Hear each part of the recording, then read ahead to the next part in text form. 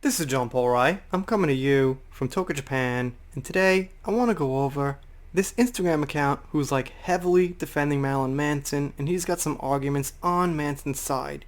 Some people here also asked me to check out Colonel Kurtz, and she does some defenses too. I listened to her, 40-minute video defending Marilyn Manson, and she definitely makes some great points about the innocent, the guilty, and being accused.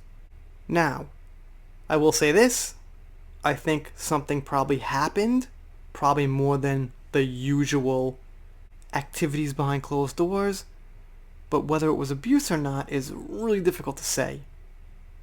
But I'll leave it open that something could have happened beyond the norm. But that just leaves us at he said, she said, who knows kind of thing.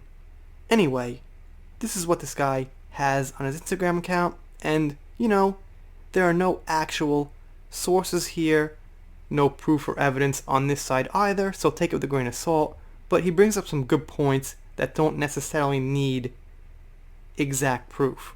It's hilarious to see the same old media who once upon a time ran BS stories just like this that blame Marilyn for Columbine, which was a horrible shooting at a high school, blame Manson for teen suicide, blame Manson for teen drug use, accuse Manson of sacrificing children and animals, and whatever the hell else for the last 20 plus years, and that's a fact.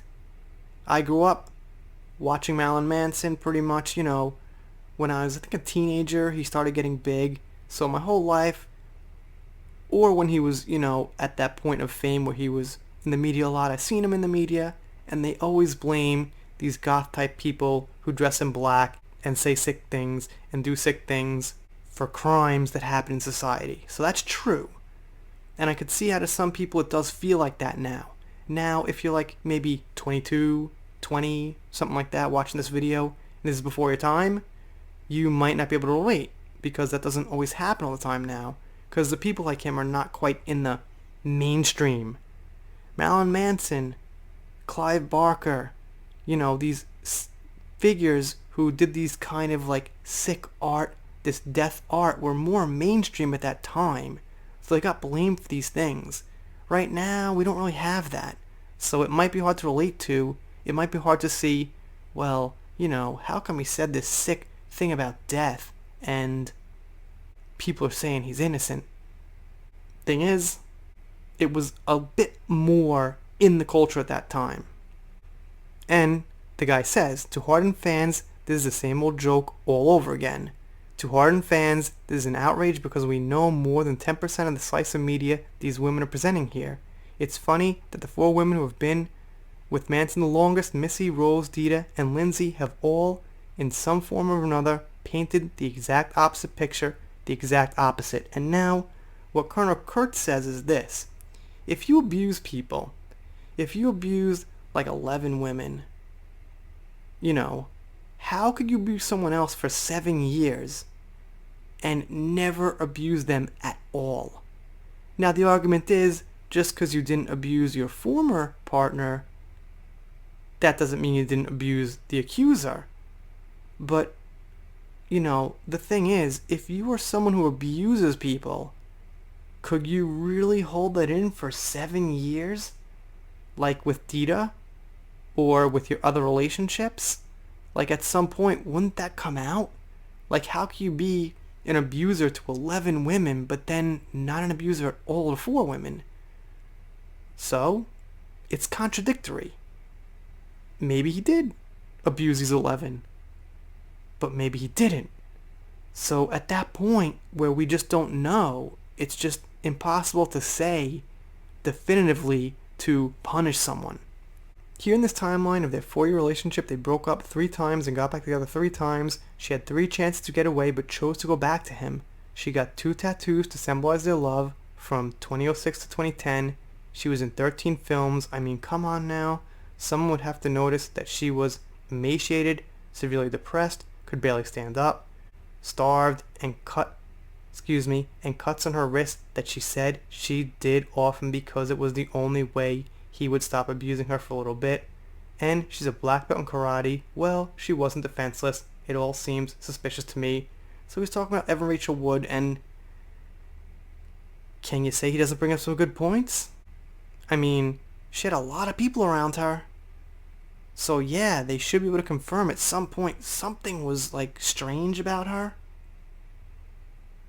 The black belt thing, okay, I guess. I guess. Maybe, maybe not. I've known some black belts, sometimes it's more form and kicks and punches and they're not actually fighting and you get the belt by doing that, so it doesn't like mean so much. But the other thing, like, yeah, like breaking up and going back to him, like once you're physically away, could he really threaten you so bad and have you so paranoid you come back? Maybe. But kind of a stretch. So here he mentions Amber. I find it very interesting that both Amber Heard and Evan Rachel Wood found it necessary to tone down their beauty and set aside their designer clothing, makeup, and hair products to make themselves look plain and ordinary, to declare their abuse statements.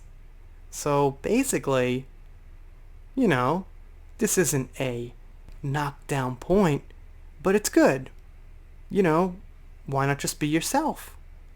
As you could see, when Evan Rachel Wood went into Congress, she was just jeans and a shirt. Why? I think it's because maybe that image is a little bit more easy to fit the regular person. Same thing with Amber. As you guys know, the plain image, not the I want to fit in with Hollywood Amber, which is the real Amber, which we know she is. So that was an interesting point, I thought.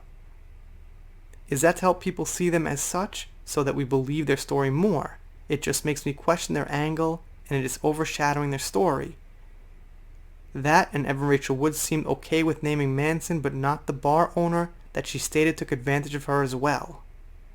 I don't disbelieve her, but I am leaning more towards it was consensual, and now that she may feel bad and has regrets on what she willingly participated in. I think he meant willingly. Okay, like I said, me too. I can't say she's lying. I don't think she's lying. What I think she's doing is taking this experience she had and saying it's something else. And like I said before, you can get emotional about things like that. You can get emotional about a relationship you had, about some, bondage you did, about something you regret. Just because you get emotional doesn't necessarily mean you're getting emotional for what you say you're getting emotional about. So yeah, my most important point is I'm not saying she's lying. And in the case of Meghan Markle, I don't think she's lying. What I think they're doing is they're changing the story to make it worse than it actually is. Anyway, you guys let me know what you think down below. Doing shoutouts, special thanks, stuff like that, covering Manson, and the news is slowing down on him. People say FBI is investigating him and, people are coming out, but it's slowing down. So we'll see.